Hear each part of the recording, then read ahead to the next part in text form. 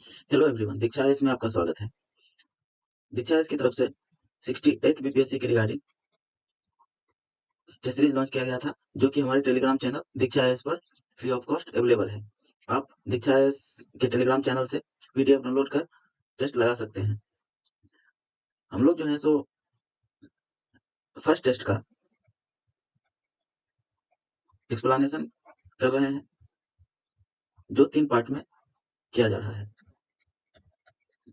First और second part हमारे YouTube channel दीक्षा IAS पर अपलोड कर दिया गया है। आप लोग वहां से पहला और दूसरा पार्ट जो है वह देख सकते हैं। अब हम थर्ड पार्ट की ओर चलते हैं, जिसमें 101वां क्वेश्चन है। इस क्वेश्चन को देखते हैं। बिहार को जानने के लिए सर्वप्रथम प्राचीन साहित्यिक स्रोत है। तो बिहार को जानने के लिए सर्वाधिक प्राचीन साहित्यिक स्रोत है अथर्ववेद। नेक्स्ट क्वेश्चन की ओर चलते हैं। प्रसिद्ध सूफी संत मखदूम सरफुद्दीन याहिया मनेरी की दरगाह कहाँ पर है? तो ये है बिहार शरीफ में, और मनेर में जो है वह है हजरत मखदूम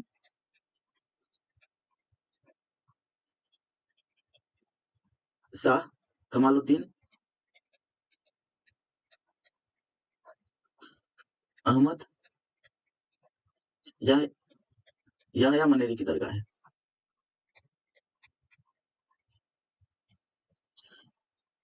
नेक्स्ट क्वेश्चन की ओर चलते हैं। मिथिला के कर्नाट वंश के शासकों की राजधानी कहाँ थी? तो मिथिला के कर्नाट वंश के शासकों की राजधानी थी सिमरावगढ़। नेक्स्ट क्वेश्चन की ओर चलते हैं। बिहार सरकार द्वारा वित्तीय वर्ष 2022-23 के लिए कितनी धनराशि का बजट पेश किया गया था? तो ये किया गया था 2,37,691 करोड़ रुपए का बजट। नेक्स्ट क्वेश्चन की ओर चलते हैं। बिहार सरकार द्वारा प्रस्तावित बजट 2022-23 में सर्वाधिक खर्च निम्नलिखित में से किस मद पर किया गया था? तो बिहार सरकार के द्वारा बजट 22-23 में शिक्षा पर सबसे अधिक खर्च किया गया था। तो हमारा आंसर हो जाएगा शिक्षा। नेक्स्ट क्वेश्चन की ओर चलते हैं। सर्वाधिक अनुसूचित जनजाति प्रतिशत वाला जिला कौन सा है? तो सर्वाधिक अनुसूचित जनजाति प्रतिशत वाला जिला पश्चिमी चंपारण है, जबकि कटिहार में सबसे अधिक जनसंख्या अनुसूचित जनजातियों की है।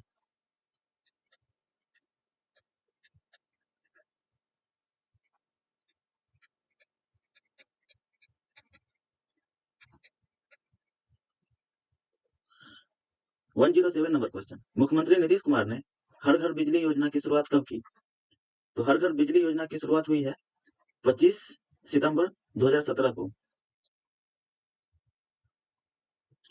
नेक्स्ट क्वेश्चन है। बिहार के किस क्षेत्र में खिलजी कालीन सिक्के प्राप्त हुए हैं? तो बिहार के शाहपुर भोजपुर में खिलजी कालीन सिक्के प्राप्त हुए हैं। 109 नंबर क्वेश्चन है। अंग्रेजों द्वारा बिहार में फौजदारी प्रशासन को अपने अधिकार में लेने के पश्चात पटना का प्रथम मजिस्ट्रेट किसे नियुक्त किया गया? तो यह किया गया था चार्ल्स फ्रांसिस ग्रांट को। 110 नंबर क्वेश्चन। संविधान के किस अनुच्छेद के तहत राज्यपाल अध्यादेश जारी करता है? तो राज्यपाल जो है वह अध्यादेश जारी करते हैं अनुच्छेद 213 के तहत, और अनुच्छेद 123 के तहत राष्ट्रपति अध्यादेश जारी करते हैं। 111 नंबर क्वेश्चन। बिहार के पहले गैर कांग्रेसी मुख्यमंत्री कौन थे? तो बिहार के पहले गैर कांग्रेसी मुख्यमंत्री महामाया प्रसाद थे। 112 नंबर क्वेश्चन। बिहार विधानसभा के प्रथम अध्यक्ष कौन थे? तो बिहार विधानसभा के प्रथम अध्यक्ष श्री राम दयालु सिंह थे। 113 नंबर क्वेश्चन। निम्नलिखित में से किस जलप्रपात को खादरकुआं के नाम से जाना जाता है? तो खादरकुआं के नाम से दुर्गावती जलप्रपात को जाना जाता है। दुर्गावती जलप्रपात जो है यह रोहतास जिले में है, फुलवरिया नदी पर।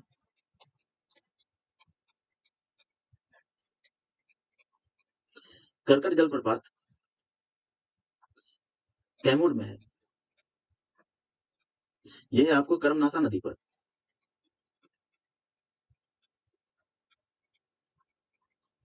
ककोलत जलप्रपात नवादा में है, और सुखलाद्री जलप्रपात यह रोहतास में है, कन्हर नदी पर। तो खादरकुआं के नाम से दुर्गावती जलप्रपात को जाना जाता है। अब चलते हैं नेक्स्ट क्वेश्चन की ओर। बलथर मिट्टी की प्रकृति कैसी होती है? तो बलथल मिट्टी की प्रकृति अम्लीय होती है। पुस्तक दिगंत में टोकरी थेरीगाथा के लेखक कौन है? तो ये है अनामिका। अनामिका को 2020 के लिए साहित्य अकादमी पुरस्कार दिया गया था।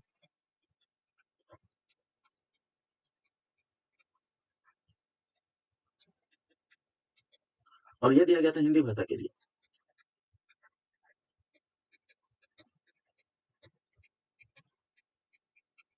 साहित्य अकादमी पुरस्कार कुल 20 भाषा में दिया जाता है। अब चलते हैं नेक्स्ट क्वेश्चन की ओर। बिहार में गंगा नदी की लंबाई कितनी है? तो बिहार में गंगा नदी की लंबाई 445 किलोमीटर है, जबकि गंगा नदी की कुल लंबाई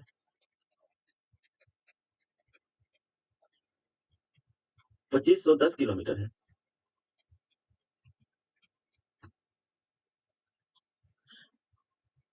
117 नंबर क्वेश्चन। बिहार में चर्म प्रौद्योगिकी संस्थान की स्थापना कहाँ की गई है? तो ये किया गया है आपको मुजफ्फरपुर में। 118 नंबर क्वेश्चन। दिए गए विकल्पों में कौन सी नदी दक्षिण दिशा से गंगा नदी में मिलती है? तो ये हम देख लेते हैं कि गंगा नदी पश्चिम से पूर्व की ओर बिहार में बहती है। तो यहाँ पे पूछा जा रहा है कि कौन सी नदी जो है वह दक्षिण दिशा से गंगा नदी में मिलती है। तो गंगा नदी में कर्मनाशा भी मिलती है, सोन भी मिलती है। तो हमारा आंसर हो जाएगा ई, एक से अधिक। अब नेक्स्ट क्वेश्चन की ओर चलते हैं। बिहार की मुख्य पत्रिका बिहार टाइम्स के संपादक कौन थे? तो ये थे हमारे महेश नारायण। बिहार टाइम्स के संपादक महेश नारायण। नेक्स्ट क्वेश्चन की ओर चलते हैं। मगध साम्राज्य में कलिंग का विलय सर्वप्रथम किस शासक ने किया था? तो ये किए थे महापद्मनंद। फिर आगे चल के अशोक के द्वारा कलिंग का विजय किया गया। Next question. वीर कुंवर सिंह की मृत्यु कब हुई थी? तो वीर कुंवर सिंह की मृत्यु 26 अप्रैल 1858 को हुई थी। Next question. बिहार में फॉरवर्ड ब्लॉक के नेता कौन थे? तो बिहार में फॉरवर्ड ब्लॉक के नेता शिलभद्र याजी थे। Next question. लोटा विद्रोह किस जिले में हुआ है? तो लोटा विद्रोह मुजफ्फरपुर जिले में हुआ था, जबकि नंगी हड़ताल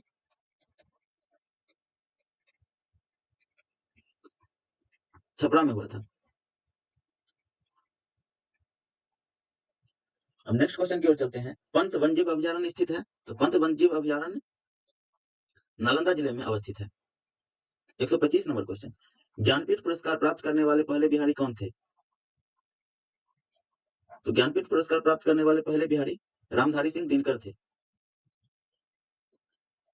126 नंबर क्वेश्चन।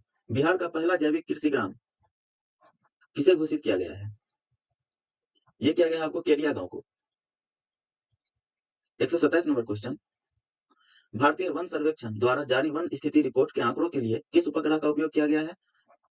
तो ये किया गया है रिसोर्सेट 2 का, और यह 17वां रिपोर्ट है।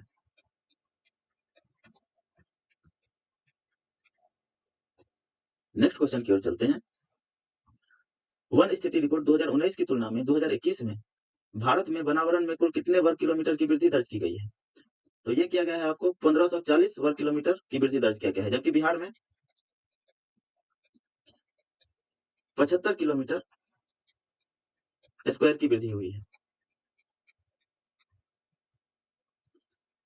129 नंबर क्वेश्चन। नेपा नगर निम्नलिखित में से किस उद्योग के लिए जाना जाता है? तो नेपा नगर अखबारी कागज के लिए जाना जाता है। 130 नंबर क्वेश्चन। निम्नलिखित में से कौन सा भारत में सतत विकास लक्ष्यों के कार्यान्वयन के लिए एक नोडल संस्था है? तो सतत विकास लक्ष्यों के कार्यान्वयन के लिए नोडल संस्था जो है वह है नीति आयोग।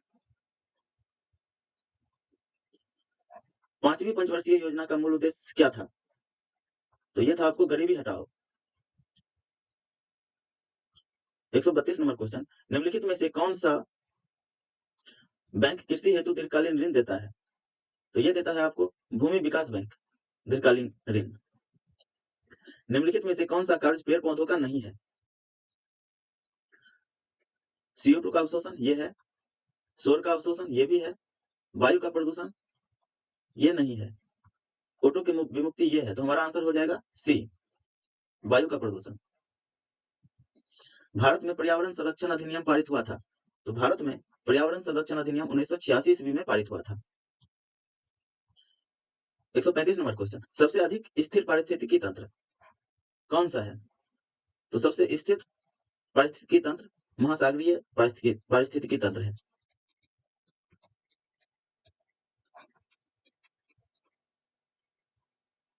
नेक्स्ट क्वेश्चन देखते हैं, जैव विविधता शब्द की रचना किसने किया था?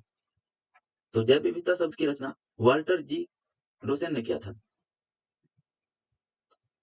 137 नंबर क्वेश्चन, सापेक्ष निर्धनता का क्या अर्थ है? तो सापेक्ष निर्धनता का अर्थ है आर्थिक असमानता। दिवालियापन बैंकिंग से संबंधित है।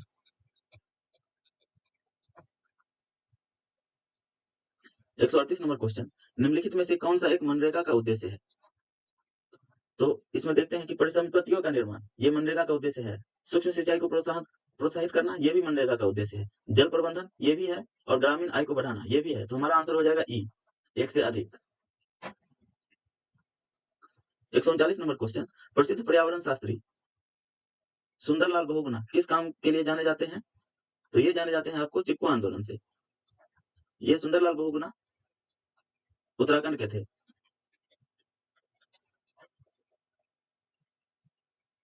140 नंबर क्वेश्चन, भारत का कौन सा राज्य पुरुष हॉकी विश्व कप 2023 की मेजबानी करेगा?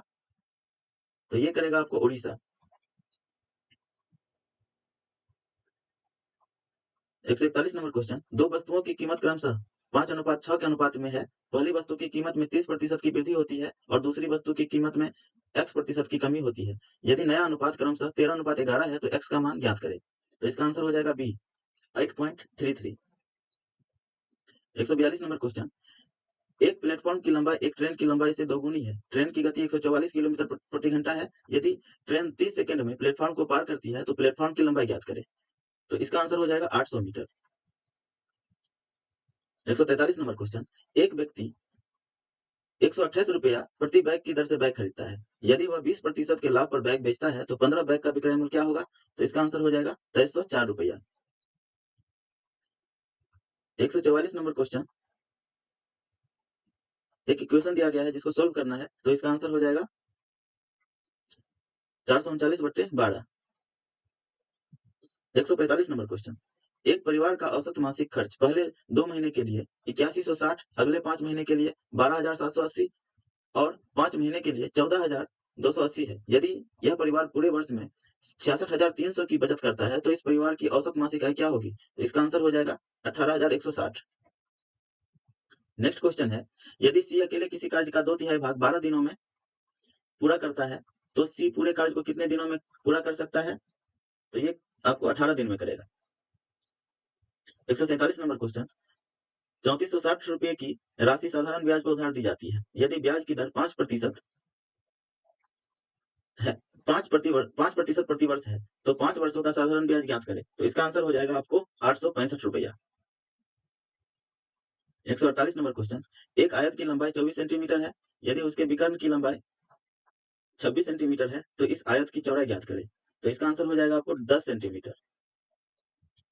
149 नंबर क्वेश्चन, एक कॉलोनी में बच्चों, महिलाओं और पुरुषों की जनसंख्या का अनुपात क्रमशः 6:4:3 है और इस कॉलोनी में कम से कम 200 सदस्य हैं। तो इस कॉलोनी में बच्चों का न्यूनतम संख्या कितना होगा? तो इसका आंसर हो जाएगा 96। लास्ट क्वेश्चन 150, यदि एक आयत की लंबाई 50% बढ़ जाती है और चौड़ाई 25% घट जाती है तो उसके क्षेत्रफल में प्रतिशत वृद्धि ज्ञात करें। तो इसका आंसर हो जाएगा सी। अगर आप लोगों को वीडियो अच्छा लगे तो हमारे चैनल दीक्षा आईएएस को सब्सक्राइब करें, लाइक करें और फॉरवर्ड भी करें। धन्यवाद।